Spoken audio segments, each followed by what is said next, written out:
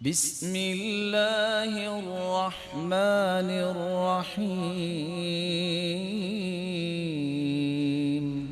اللہ کے پیارے پیغمبر صلی اللہ علیہ وسلم نے مسلمانوں کو یہ رہنمائی دی ہے کہ اگر کوئی شخص اس بات کی خواہش کرتا ہے کہ افضل ترین عمل میں کرنے والا بن جاؤں تو وہ عمل کیا ہے؟ یہ روایت سیدنا عمر بن خطاب رضی اللہ تعالی عنہ سے ہے اور سلسلہ صحیحہ اور صحیح الترغیب والترہیب کی یہ روایت ہے۔ سئل رسول اللہ صلی اللہ علیہ وسلم ای الاعمال افضل، آپ صلی اللہ علیہ وسلم سے یہ سوال کیا گیا کون سے اعمال زیادہ فضیلت والے ہیں؟ قال ادخالک السرور علی مؤمن، کسی مومن کے دل میں خوشی پیدا کر دینا یہ افضل ترین عمل ہے۔ کیسے خوشی پیدا ہوگی؟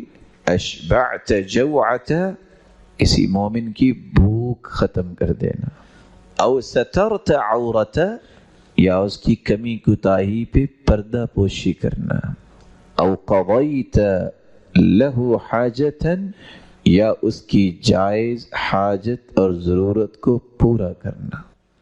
تو افضل ترین اعمال میں سے پہلا عمل آپ کسی کو کھانا کھلائیں، آپ کسی کی پردہ پوشی کریں اور آپ اس کی ضرورت کو پورا کریں۔ ذاتی امور میں ہمیشہ پردہ پوشی کرنی چاہیے۔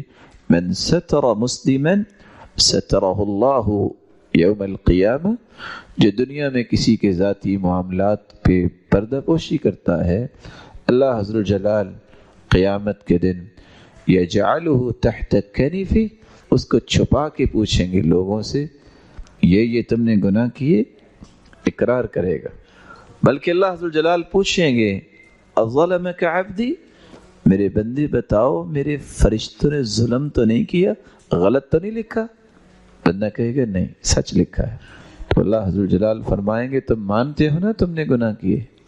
مانتا ہوں، جاؤ چپکے سے جنت چلے جاؤ، کوئی نہیں دیکھ رہا، یہ اس کا بدلہ ہے، تم نے بھی پردہ ڈالا، آج میں چھپا کے تمہیں جنت بھجوا رہا ہوں، کوئی نہیں دیکھ رہا، جنت چلے جاؤ۔